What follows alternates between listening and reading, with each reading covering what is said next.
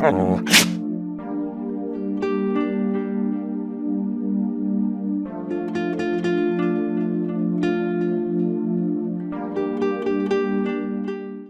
everybody, it's the Sunday after the Summer NIM show in Nashville 2011, and I'm sitting here with Michael Elsner. By the way, Michael, it was just an incredible show. It was fun. I had a good time, yeah. Thanks for all the support, and first of all, just introduce yourself and maybe start by what you're doing now and then how you started. My name is Michael Elsner. I currently live in Los Angeles, but I started in New York. I ended up in Nashville for 5 years, and then made my way out to Los Angeles. And I've been there for a while. And I started, actually in the record world, doing records, artist-driven albums, and ended up in California, where the path kind of turned towards the film and TV world. And it did it kind of naturally, and I think a lot of it's related to the state of the music industry and where the music industry has gone in the last 10 years. I've been in LA 8 years now, but as the actual recording industry has changed rather quickly in 10 years, the film and TV market became the most logical step towards an actual consistent career in music, and not something that involved a lot of struggle, which I see with a lot of my friends who are still in the album world, and making records, and they're just not selling, And I think the interesting bit is that because I know a lot of people who are in the movie TV world doing music and soundtracks and scores, but I would say, no, knowing you, that has changed, but I would have said it's 100% keyboard players, and you are a guitar player. And how maybe let's start by how you started your career, and like the education, and if you trained music or so, or and how this all evolved to coming to this point. Okay, actually, my career started in Nashville when I got out of school, and I didn't go to music school.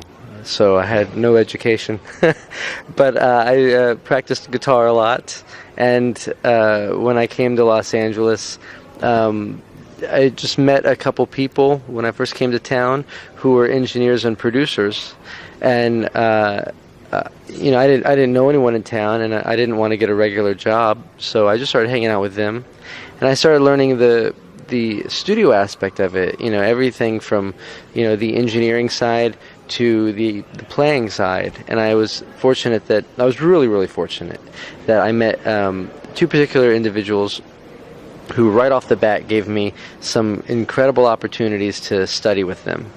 And so basically my musical education was basically 5 years of Nashville studios, and I got to do a little touring during that time, but the vast majority of my career was based in the studio, and it was so varied, everything from producing and engineering to playing. You can't live in Nashville without writing songs, and before I moved to Nashville, I played in bands back in New York, and so I was always involved in writing songs, but I didn't realize what a good songwriter was until I'd moved to Nashville and spent a number of years here. Got really involved with different songwriting organizations, and I just spent 5 years heavily involved and invested in everything music related, everything from guitar, songwriting, engineering, production, and fortunately for me, I was able to put my time into that, because now with what I do now, everything that I do, I've taken from all those little aspects of the industry. I write songs and I play guitar, obviously, but I also engineer and produce and mix the vast majority of the projects that I do, because in the film and TV world, which is what I'm involved with now, there's such a fast turnover. Okay, you don't have time, to spend, like 6 months on a record or a year on a record. It's, I just before I came out to Los Angeles, I just did 52 pieces of music in like about a week and a half for an upcoming show on NBC. So, 52 pieces of music in about 10 days it requires quick work, and as far as writing it, recording it, engineering it, mixing it, you do it from top to bottom. And so my education in Nashville was really important to what I'm doing now. Okay, but how can I envision that Michael Elsner is leaving college and decides to go to Nashville? Because he's a guitar player and he has been playing in bands. Yeah. So, okay, then Michael Elsner arrives in Nashville, I don't know, gets a flat or a motel room or something. Did you have any contacts, or which was what was your first connection? Okay. How did that happen? Well, I came, started my music career like most guitar players do, wanting to become a famous rock and roll guitar player and play in a band and make a lot of money and write hit songs. And next thing you know, you're 27 years old and driving a Lamborghini or something. That was the goal, and I was young, so it made sense at the time. And which at the same point, the musical pursuit is great because every day you can get a phone call that changes your life. So it's not that you give up on the dream. It's really exciting. Every day something can happen which changes the rest of your life. But as far as coming to Nashville, I basically just came here young and naive, with a little bit of experience from playing in bands back in New York, bar bands, and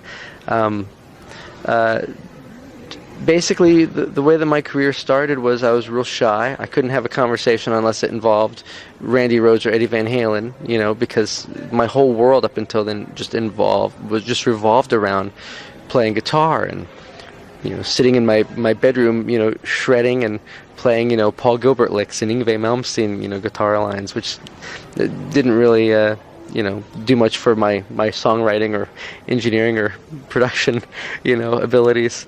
But it was good. It kept me out of trouble. As far as coming to Nashville, real shy, real quiet. I was, totally petrified to talk to anyone. And I met this guy who was an older gentleman, and I remember sitting there next to him, just being terrified whether or not I should say something to him, because he lived in the same town I did. I just moved south of Nashville. Where were you sitting next to him? I went to this music industry event, and he was literally sitting right next to me. And so I thought about it, and finally, after maybe 5 minutes, I said to him, "So you live in Franklin?" Which is the town that I just moved to. And it turns out, as we were talking, he was an engineer and a producer who had worked on a number of albums that I actually owned. And so that was very exciting for me. And then he invited me out to a studio a couple of days later where he was working. And I just showed up and stood there and watched, kind of in complete, amazement. And he introduced me to one of his associates, who I became really good friends with as well. And those two guys alone, during the first probably year that I was here, just took me under their wing and introduced me to a lot of people. And I'd go and hang out at studios with them and help out when whatever was needed, and that's kind of how I learned all the various aspects of, aside from playing guitar, sitting in a session and watching these guitar players and bass players and drummers who I grew up with their records, and they're sitting across the glass, and I was, watching them play these tracks down, and I would read the music or the charts that the producer would bring in, and I just sit there quietly in the corner and read the charts and listen to what they played, and sometimes at the end of the day I'd be able to get a tape of the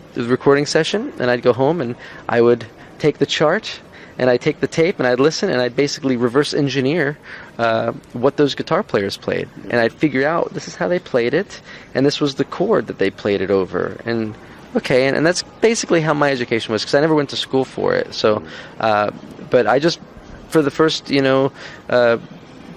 couple months I was here, I was just real shy and quiet and kept my mouth shut and just listened and learned and showed up every chance I would get invited to go do something, and I'd stay as late as possible and soak it all in.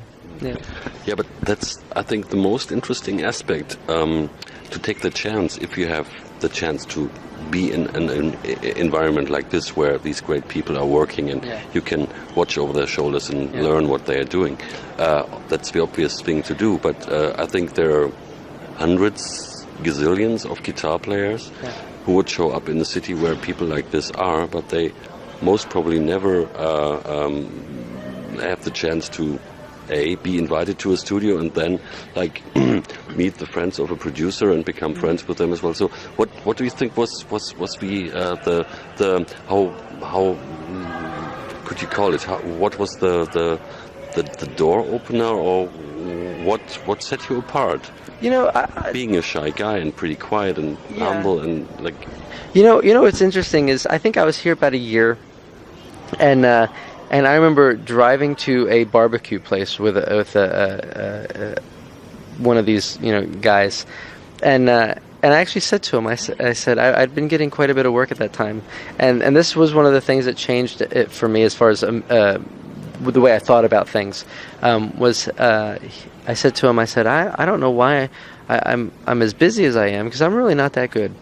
I was young, and I mean, compared to people I was working with, come on, and he said something interesting. He goes, the reason why, first he was like, never say that, but then he said, the reason why you're getting the work that you're getting is because people like being around you and hanging out with you.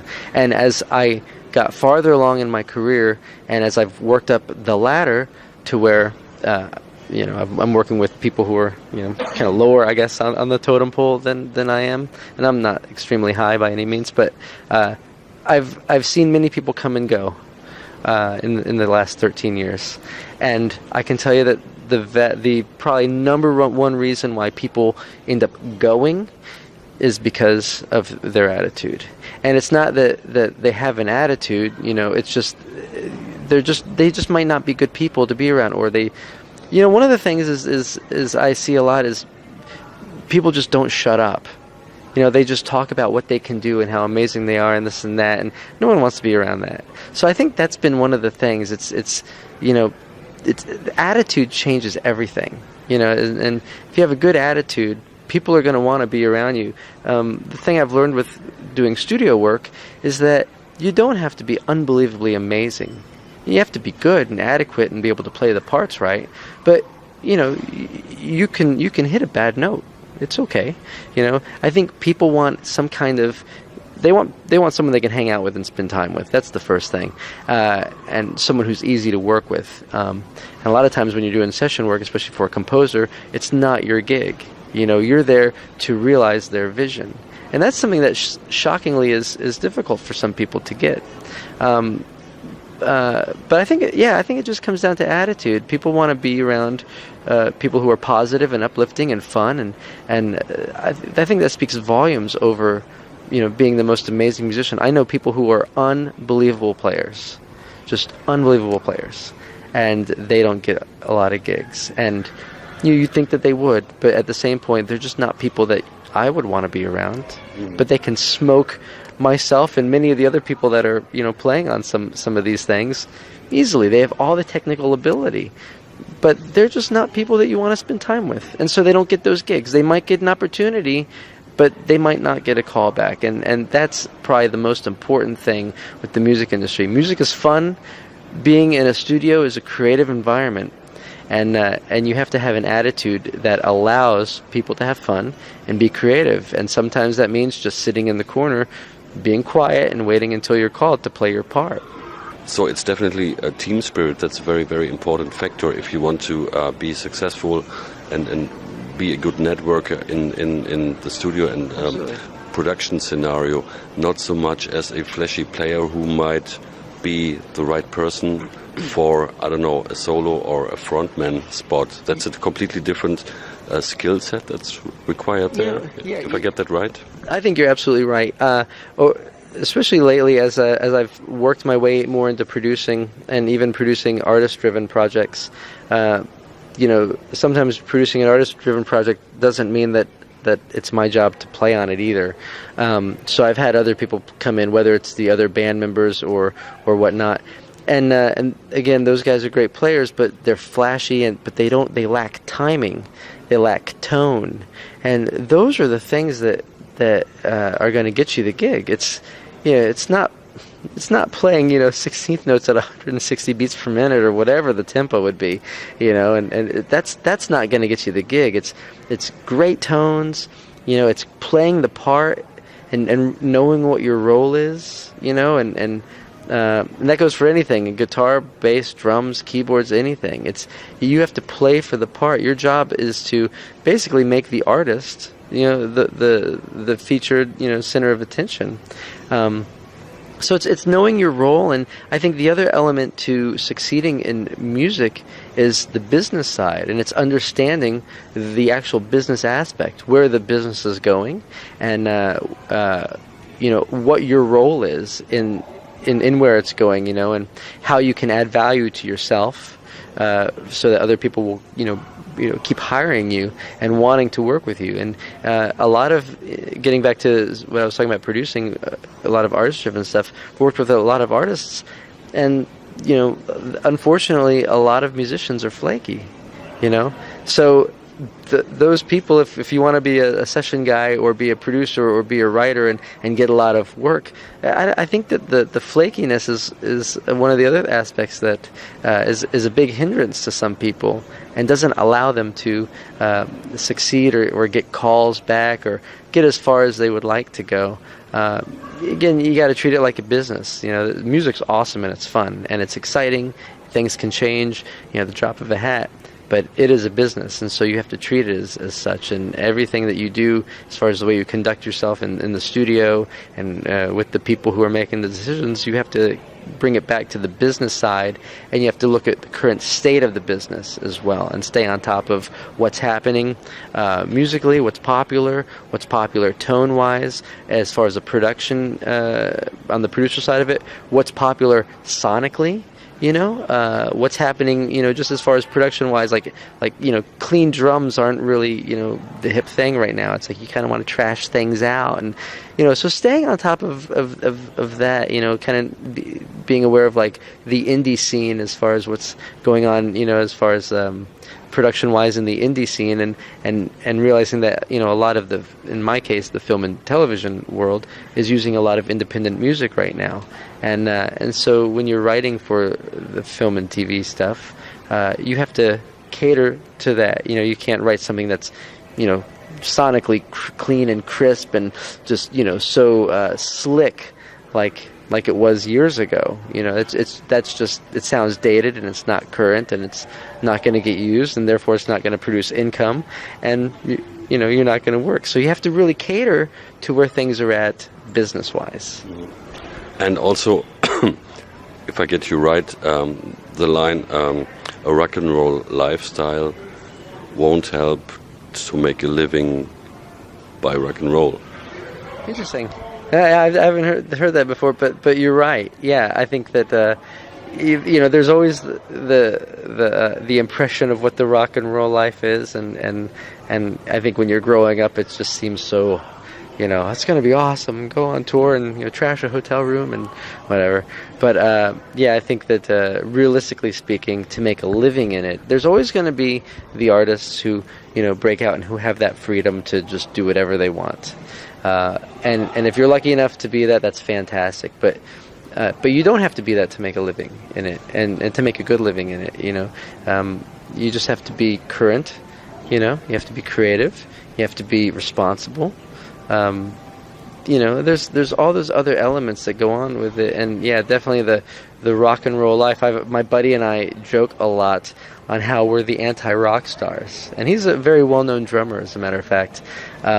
Tours all over the world with a lot of very well-known artists, but the lifestyle is a bit different than I think what the stereotypical musician's lifestyle is. And I think when I meet people and they kind of get to know me personally, and they, I think a lot of times they are kind of a little taken aback because they think that it's going to be one way, and in essence it's not. It's get up in the morning, go to work, Work doesn't start at like 4 in the afternoon. Work kind of starts around 10, and you work from 10 to 1, and you get that stuff done, and take a lunch break, and you continue working, and it's somewhat a normal.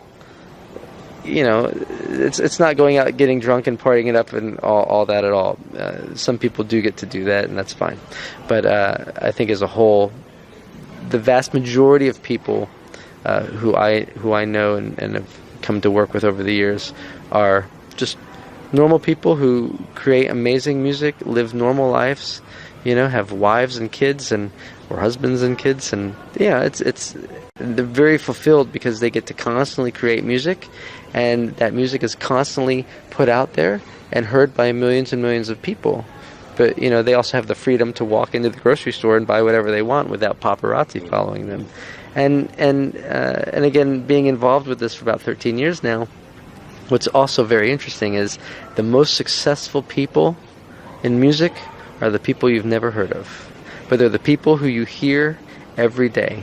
You don't know it's them, but they're the ones who have the houses in Malibu right along the beach. But you've never heard their name before, but they create some of the most amazing music every day, and it's heard worldwide by millions and millions of people, and they have very successful lives. So it's a very fulfilling path. Is writing for a musician important these days generally? People can make a living being a musician. There are many people who are out on the road constantly, from artist to artist to artist, touring the world, just playing their instrument. So absolutely that can happen. There are also people whose careers are just being a session guy, and they have fine careers. I think the writing aspect opens up a whole new world, though. I think that in what we were just talking about, being an instrumentalist, I think that there's a pinnacle that you can reach. I think with writing, that pinnacle is much higher. So I think that really writing is where your long-term finances are. If you're just looking at it from a strictly financial aspect, you can write a song now and still be earning money from it many years down the road.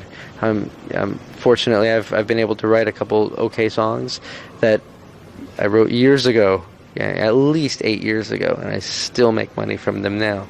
You can't do that from a tour or a session. So you just kind of have to weigh it out. Writing also puts you in different circles. So yeah, you can make a living from being just an instrumentalist, but again, I think writing opens up a lot of other opportunities, and it's fun. It's fun to be able to write a song and hear it on one particular show, and then write another song and have it recorded by an artist. And I think that there's a lot of fulfillment that comes with that. So yeah,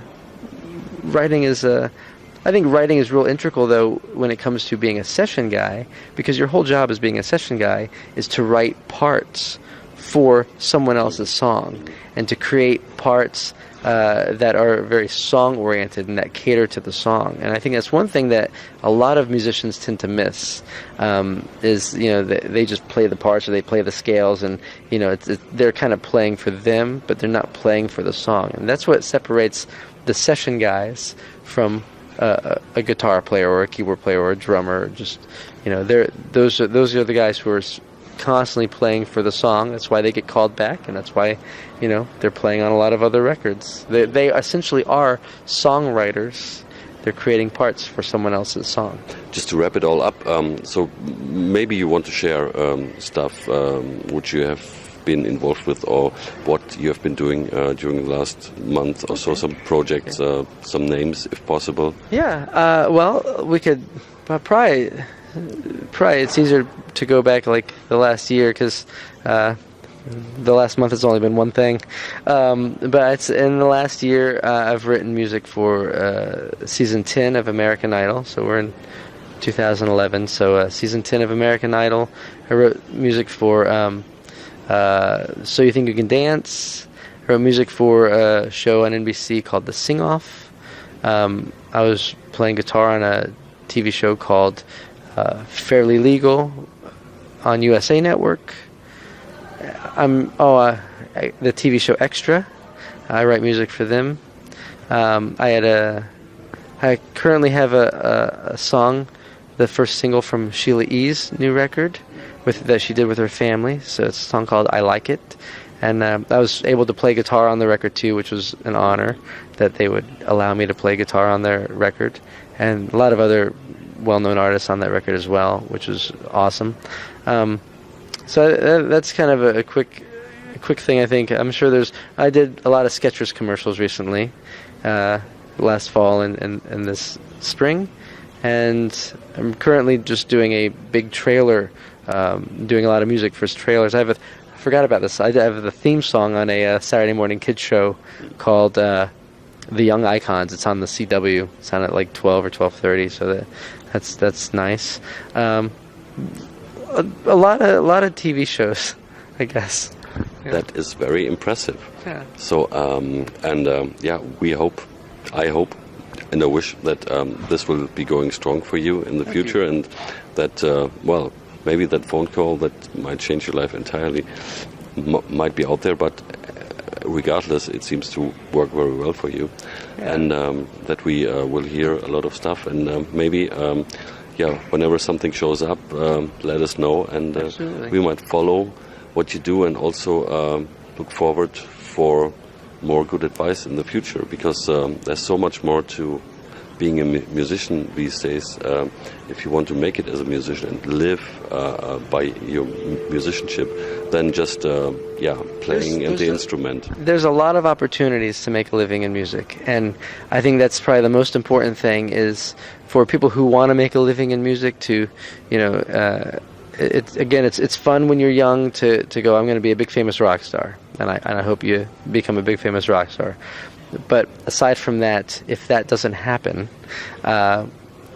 there's thousands of other ways to make a living in music. Maybe not thousands, but there's many other avenues that you can take your music and your art and actually make a living from it. And I think that's more fulfilling than anything. Whether you're making enough just to pay the bills or enough to have a nice car and a nice big house. The fact that you're actually taking your art and living off of it, I think is more fulfilling than anything. Yeah, and that's Michael Elsner saying that in the year 2011, when the whole world thinks the music industry is in shambles and it's very, very hard to live on your art, being a musician. So thanks very much for sharing this with us, and cool. See you soon again, and until then, awesome. Bye everybody. Goodbye. Oh.